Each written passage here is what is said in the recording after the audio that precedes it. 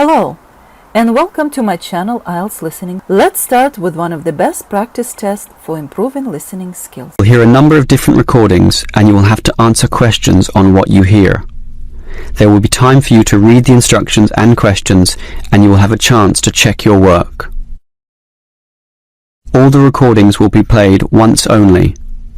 The test is in 4 sections. At the end of the test, you will be given 10 minutes to transfer your answers to an answer sheet. Now turn to Section 1. Section 1. You will hear 2 teachers, Andrew and Katie, discussing the coming excursion of their language class. First, you have some time to look at questions 1 to 6.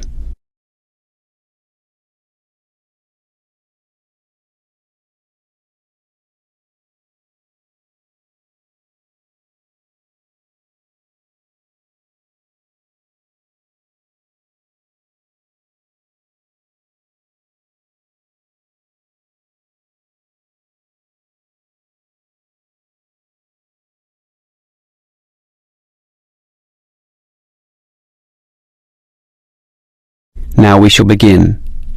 You should answer the questions as you listen, because you will not hear the recording a second time. Listen carefully and answer questions 1 to 6. Well, we have this school excursion plan, but when exactly is it? Is it this Tuesday or Wednesday? Well, it can't be Tuesday with the English tests taking place. Ah, right, not Tuesday but Wednesday. That's right, all day Wednesday, taking a bus outside the city. And where are we going? Last month we went to Arthur Island, so this time we're going to the animal park. Arthur Island was okay, but it was too cold. Let's hope the weather for this week's excursion is better. I don't suppose animals care about bad weather, but I certainly do. Have you heard the forecast? Yes, and it's not too bad. Basically, they're saying Monday will be sunny. Good. But then the weather will change. Not so good. Yes, Tuesday we'll have some showers, but by Wednesday, the day of our excursion, it will be, well, their words are cold and cloudy. Cold and cloudy. Well, as long as it isn't wet and rainy, I'm happy enough. We won't need umbrellas, just warm clothing. And what time will we get there? Let's see, the bus picks us up at 8:30 a.m. and then it's an hour and a half on the road, so we arrive at 10 a.m. Sorry, with the 15-minute break, that will actually be 10:15 a.m. That's early enough. Then all our students can see the animals, have their fun, and do whatever they want to do. Well, one fun event planned that day is Birds of Prey. What's that? That's when they bring out several birds of prey, eagles, falcons, kites, those sorts of birds, and throw pieces of meat into the air, and the birds swoop down and eat them. It's quite impressive. Sounds great. Birds of prey. Are there any other activities? There's a catered lunch at the park restaurant. We've already paid for that. And in the afternoon there's... Well, I had a choice between the reptile display and the koala handling. In the reptile display, the students can handle live pythons and various other snakes. Surely they'd rather hold koalas. I'm sure, but the koalas can't be handled unless the weather's sunny, and given the forecast, I thought it better to choose the reptile display. That's a shame. These Asian students would love the koala handling. Yes, I know, but we can't control the weather. And then we get back. What time will that be? We leave the park at 4:30, but then we face traffic, so we won't get back until well after 6 p.m. It will most likely be 6:30, but that's better than the last trip. We didn't get home until 8:30 that time. Yes, that was a bit too late, wasn't it? Before you hear the rest of the conversation, you have some time to look at questions 7 to 10.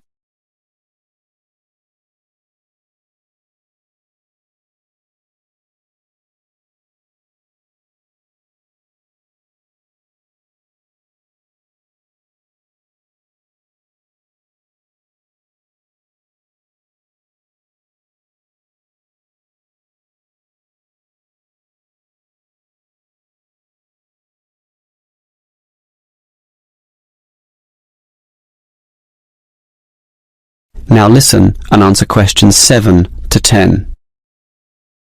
Andrew, I understand you've been doing some research regarding the breakdown by nationality of our student body. That must have produced some interesting results. You're right. I got some statistics from head office. I would imagine that most of our students are either Japanese or Chinese. You imagine right. But it's the Chinese who constitute the majority, but only just.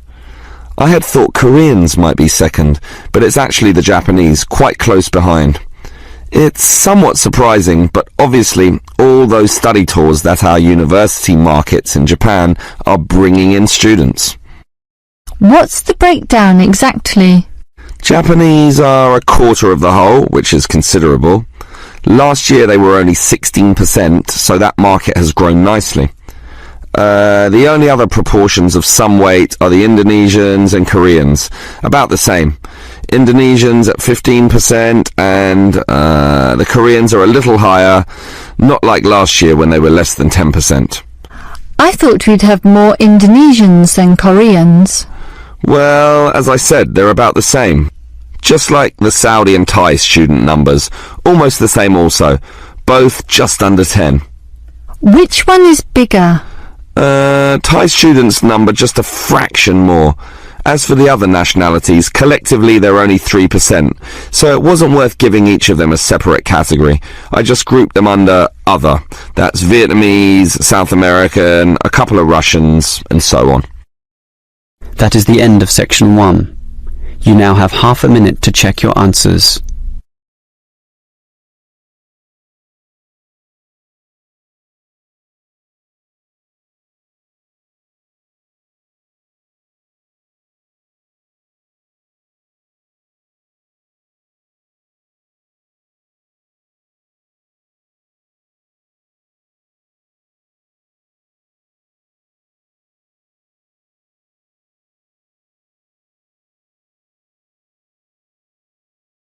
Now turn to section 2. Section 2. You will hear a representative from Easy Travel Travel Agency explaining to some customers the benefits of her company. First, you have some time to look at questions 11 to 15.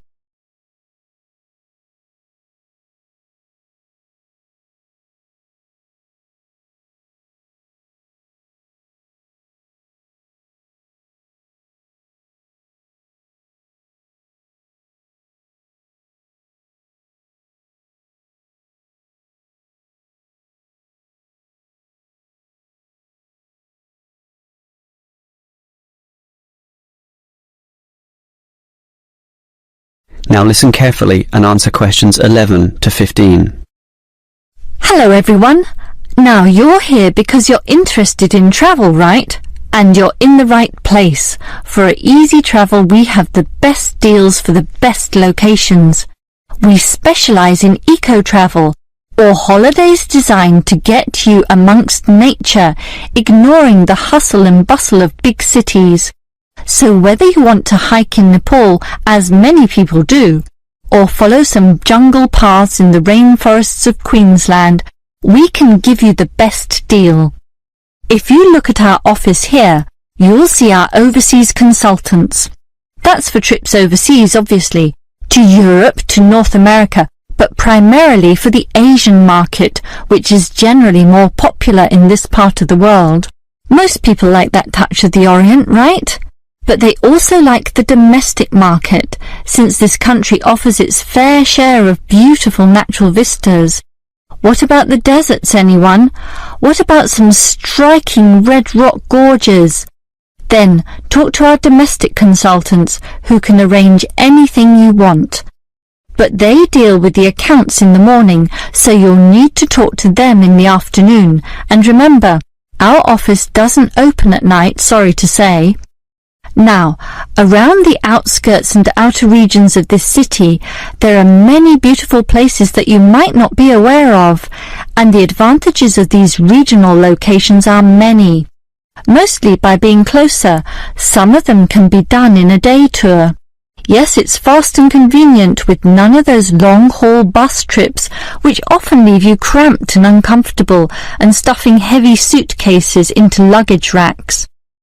But I should tell you about our buses, those that are needed for the somewhat more distant holiday destinations. They definitely do not suffer from those problems I just mentioned.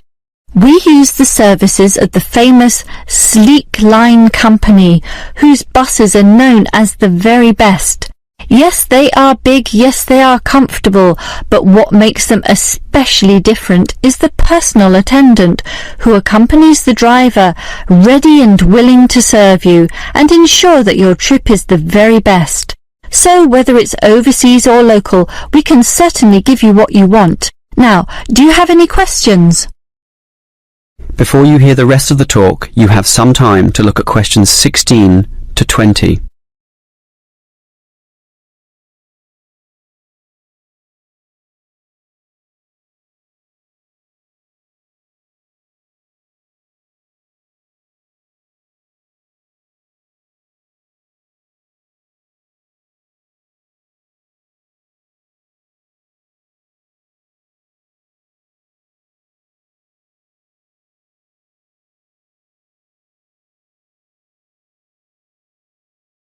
Now listen and answer questions 16 to 20. Right, let me orient you to our main Easy Travel office here. On this table right beside us are travel magazines for you to browse through, and on the wall next to that are many more for all parts of the world. Our 4 travel consultants sit over there on the other side of that long counter. That's right, 4 of them, side by side, all serving various regions. Now, let me tell you their specific functions. Firstly, the consultant on the left, next to the plant, is the local tours consultant, serving tours in the immediate vicinity of this city. Next to her is what we call regional tours, targeting the statewide options. Next to her is the interstate tours, and that can involve either buses or planes. In the former case, utilising the Sleek Line bus service, as you know. And finally, next to her in the corner is general inquiries, which is self-explanatory. If you have questions of a general nature, rather than one relating to specific destinations, you can go there. Now, as I said, we can do international tours, and for that you need our big office, just through that door, the one between those 2 plants. However, if your international tour is in the Asian region, which is generally our most popular option, then we deal with that in a separate room, the one opposite international tours, but not the corner one. Just go through that door on the left, the one next to that cupboard. The door next to that is, in fact, our general office, so please don't go through there.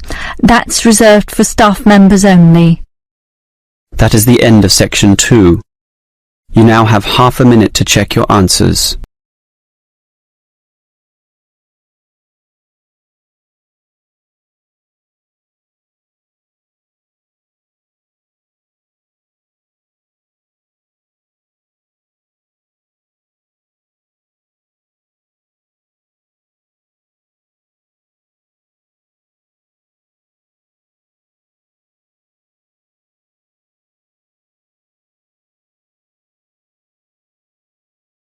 Section 3. You will hear 3 students, Steve, David and Susan, discussing the different courses they attend. First, you have some time to look at questions 21 to 26.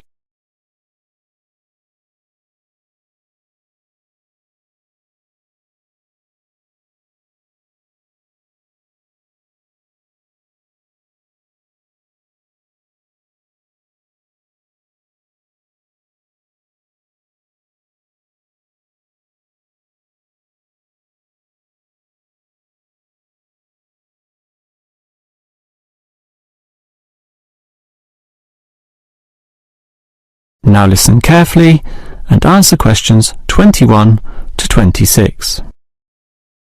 Well, gentlemen, we've almost finished our second semester at this university. What do you think of all the courses we attend? On the whole, I'd say they're quite good, apart from social history, which I find to be a little too inexact. Yes, the lecturer's style is also very, very dull. I certainly agree with you there, although I would say that the textbook is more interesting. Welfare State. The subtitle says, An Examination of Social Development in the 20th Century. Yes, Welfare State is a good book, but look how many pages it has. 458! I agree. It's just too long to be easily read. Far too long, although it's certainly well written in parts. Yes, and if you compare it to the textbook for cultural studies, what's it called? Inner Views, I think. No, that's the book for media studies, and we finished that subject last semester. The book you're thinking of is In Perspective. Oh, sorry, you're right. In Perspective. And the subtitle says, A Comparison of Social Groups. Somewhat interesting, wouldn't you say? Well, mildly so, as is the subject, dealing as it does with such a wide variety of issues. But the book itself certainly oversimplifies a very complex subject. I agree. I also got annoyed at its constant oversimplification. Life is more complicated than what it suggests. Yes, but what you call oversimplifying may well be considered clarifying. Look at this other textbook, Government in Action. Some may say that it also oversimplifies, but it must do so in order to present a coherent picture of an equally complex subject. Government in Action. Which subject? It's the textbook for political theory. Oh, I hate politics. That's why I don't like the active leadership subject either. And most of the stuff in that political theory textbook is based on the American system. You see, it's written by Americans, so it's not even relevant to us here. I'd agree with you there. It's not relevant to us at all, since our government uses the Westminster system. Yes, I suppose that is a problem. Before you hear the rest of the conversation, you have some time to look at questions 27 to 30.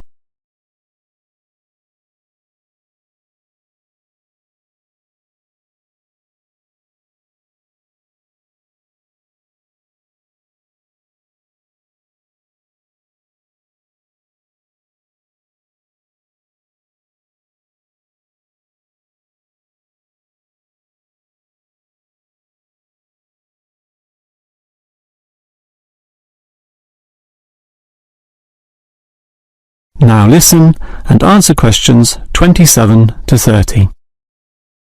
Well, it seems we all have certain criticisms about the textbooks we're using, but at the same time we all like some elements, at least, of the subjects we're studying. What's your favourite subject, David? I'm not sure. I like political theory, but... Cultural studies is by far the best, even better than political theory, which I also like, but just not as much. Why do you say that, Steve?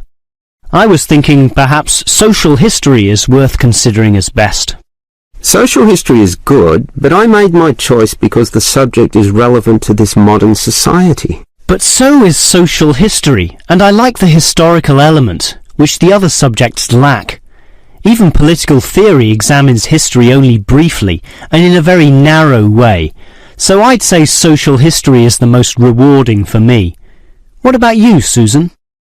I think social history is certainly very good, but political theory is, in fact, the best, since basically every human system boils down to politics.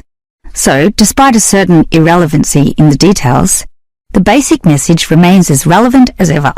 Oh, Susan, you can't be serious. Let's ask Olive again. She's over there. Olive! Which subject do you think is the best? A difficult question. I'm very interested in culture, so cultural studies is certainly my cup of tea. But I'm politically active also, and hope to pursue this as a career. So political theory would be the one I'd pick. I don't believe it, even with that irrelevant textbook. Don't listen to him, Olive. You have a right to your own opinion. That is the end of section 3.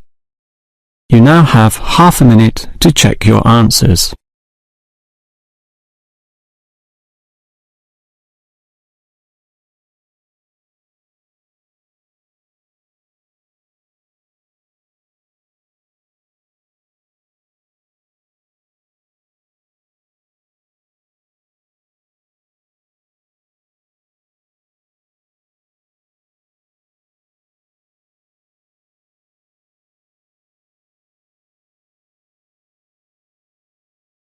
Now turn to Section 4.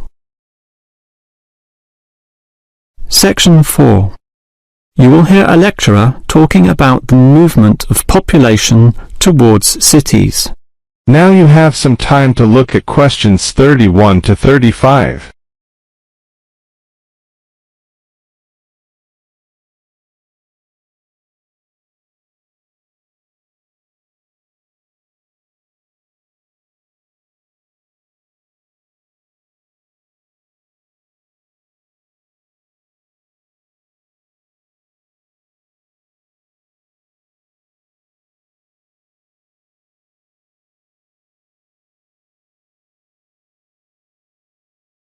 Now listen carefully and answer questions 31 to 35.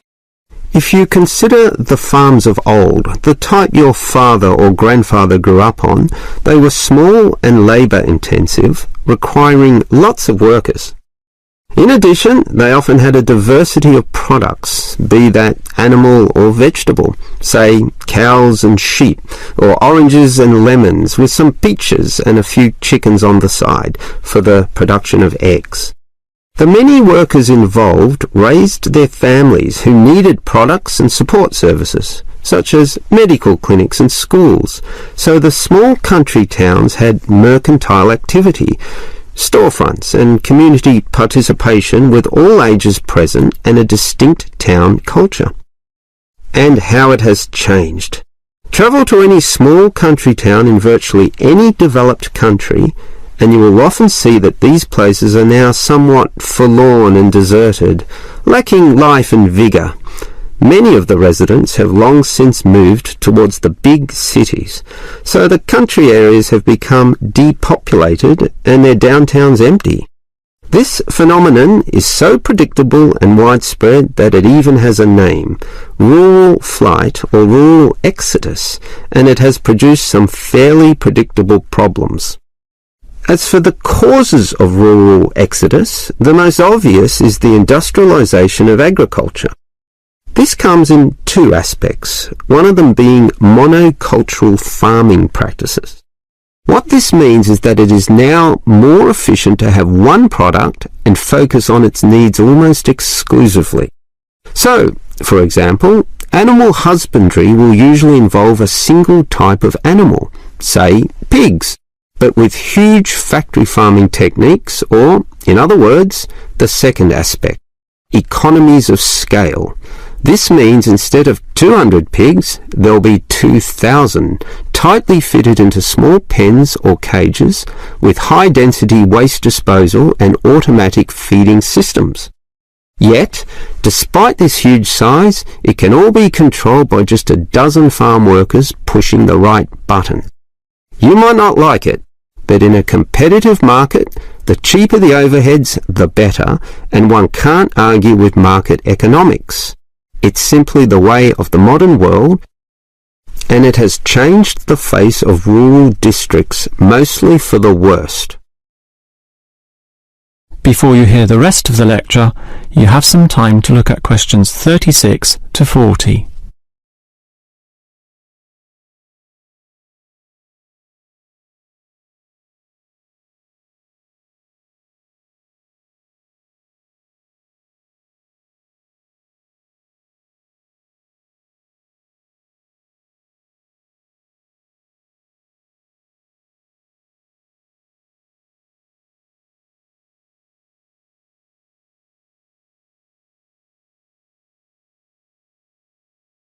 Now listen and answer questions 36 to 40.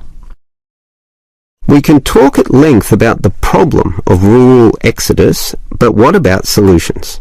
Well, there is certainly some cause for hope, since many are now feeling the negatives of increasing urbanization, negatives which the countryside generally does not have. Thus, tourism, for example, is certainly one avenue of revenue and revitalization.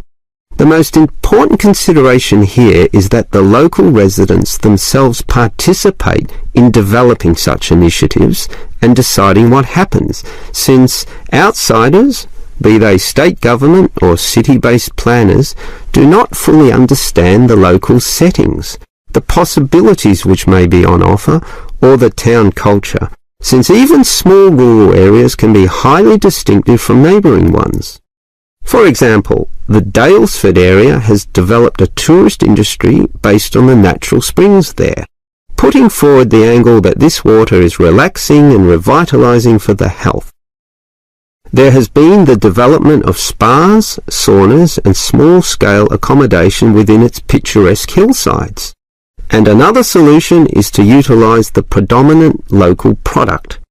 This takes advantage of the fact that many city people are developing a dislike for factory-produced and packaged foodstuffs. They are becoming interested in products that can be sold directly to them at a cheaper price while preserving all the freshness from the tree or animal.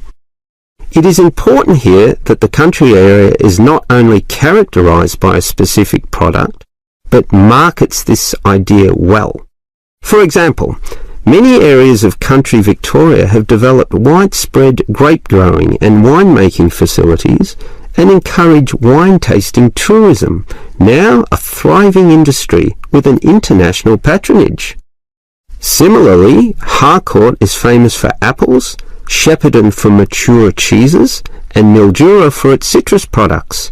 Such strategies, done well, give hope that rural areas can revitalise somewhat and once again be lively and interesting places to live in. That is the end of section 4. You now have half a minute to check your answers.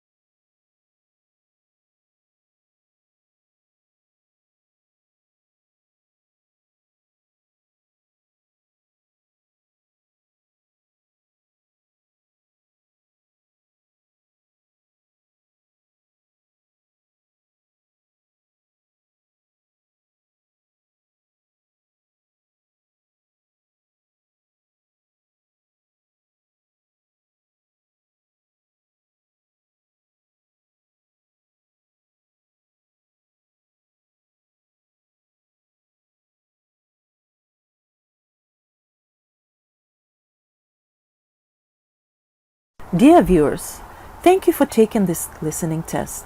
Please let me know about your score in the comments section below. Keep on practicing. It's the only way to be successful. We are planning to upload more IELTS helpful videos. Please subscribe to our channel, IELTS Listening. Thank you.